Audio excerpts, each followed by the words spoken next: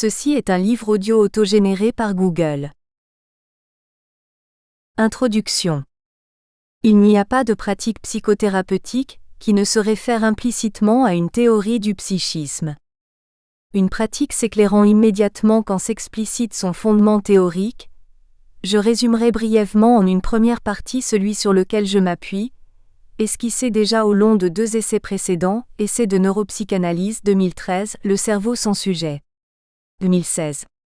Il y s'agissait pour moi d'ancrer la psychanalyse dans le neuronal, dans la boîte crânienne et non plus dans une boîte autonome, la psyché. Il n'y a pas non plus de pratique psychothérapeutique qui ne soit foncièrement une tentative de réparation. En une seconde partie, je présenterai donc quelques grandes écoles thérapeutiques et le type de réparation par elles sélectionné. Réparation d'une information ou du processus informatif lui-même, réparation d'une frustration ou réparation d'une injustice? Que doit-on réparer en priorité, et comment? Là est bien la question à laquelle on ne saurait s'abstenir de répondre, avant d'entreprendre un quelconque acte psychothérapeutique. 1. Le psychique et le neuronal. Le monisme scientifique. Il n'y a pas de théorie du psychisme qui ne s'enracine dans une axiomatique implicite, où se postule, au sens premier du terme, épistémologique, un certain rapport de la matière à l'esprit. On sait que pour Spinoza, très en vogue actuellement dans les milieux neuroscientifiques, matière et esprit sont les manifestations d'un troisième terme, Dieu. Matière et esprit ne sont que les 2 modes d'apparaître de cette réalité troisième.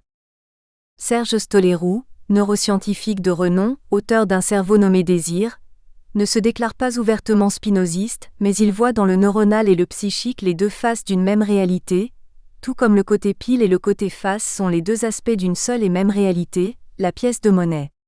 Mais quel est alors ce mystérieux troisième terme dont le psychique et le neuronal seraient l'apparaître?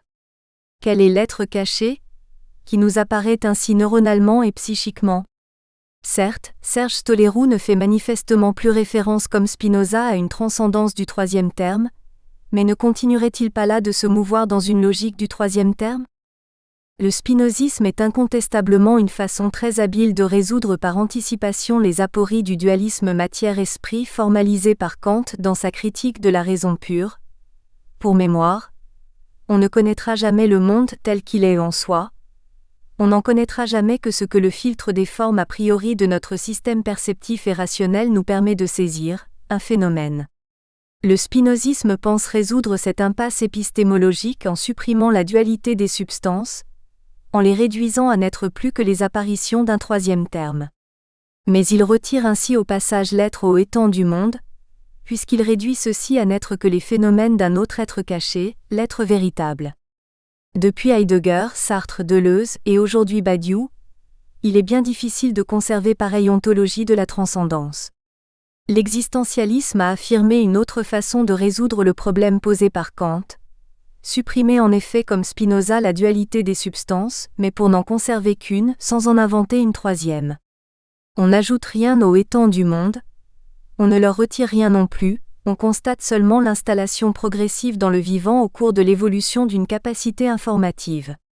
Dans ce monisme scientifique, défendu brillamment entre autres par un Jacques Monod et que je fais mien, on n'invente pas l'existence d'une conscience séparée d'un corps, on s'efforce de recourir à un minimum d'axiomes, on parle seulement de l'activité d'information d'une auto-organisation s'effectuant par la production d'un certain type d'information, les objets de conscience.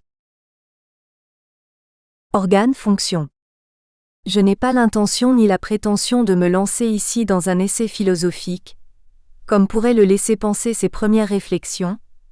Je rappelle seulement qu'il n'y a pas un seul acte psychothérapeutique, le plus anodin soit-il, qui ne s'appuie implicitement sur une axiomatique préalable où se définissent les rapports de l'âme et du corps. Autant ne pas les ignorer. Le corps cause des troubles de l'âme ou l'âme cause des troubles du corps? Ces questions n'ont de sens que sur fond d'une dualité des substances matière et esprit. Cette querelle sans fin des causalités, psychiques ou somatiques, perd tout intérêt à partir du moment où l'on pense l'humain comme une auto-organisation dotée d'un processus d'information destiné à la renseigner sur son état interne ou l'état du monde. Le rapport du psychique au cerveau? Le rapport d'une fonction à un organe. Une fonction d'information permise, supportée par un organe, le cerveau. Dit-on du rein qu'il est la cause de la dialyse? Non. Alors il faut penser de la même façon en ce qui concerne le neurone et le fait psychique. Autrement dit, à toute liaison ou déliaison de signifiants psychiques correspondra nécessairement une liaison ou une déliaison synaptique.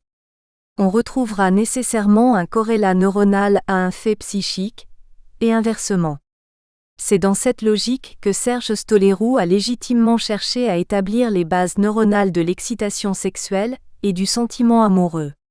À une paraphilie, autre nom neuroscientifique de la perversion, correspondra nécessairement un certain état synaptique en certaines régions du cerveau, qu'il est important effectivement de découvrir. Au comportement non monogamique du campagnol correspond ainsi une certaine communication synaptique, nous explique Serge Stollérou. Je résume ces très intéressantes hypothèses. Des protéines réceptrices de la vasopressine ou de l'ocytocine manquent. Il s'ensuit que les réseaux chargés de l'identification du partenaire sexuel ne sont pas sollicités, qu'il n'y a donc pas reconnaissance de celui-ci. De cette absence de reconnaissance s'ensuit une sorte d'interchangeabilité des partenaires dispensateurs du plaisir, car le plaisir s'accroissant à proportion de la reconnaissance, la fidélité ne peut s'installer qu'à proportion de cette reconnaissance. En un mot, si manque une réception de l'ocytocine, ne s'installera pas le comportement de fidélité. Serge Stollérou ne pense pas l'infidélité du campagnol en termes simplistes de causalité moléculaire. Il dit simplement « Une porte se ferme au traitement des informations », page 202. Suite à quoi, un comportement donné ne s'installera pas.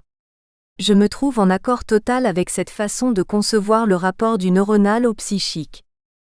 Mais, à parcourir attentivement l'ensemble des expériences relatées par Serge Stollérou dans son essai passionnant, j'ai cru constater que parfois il semblait revenir à une origine organique de la perturbation informative source du trouble comportemental.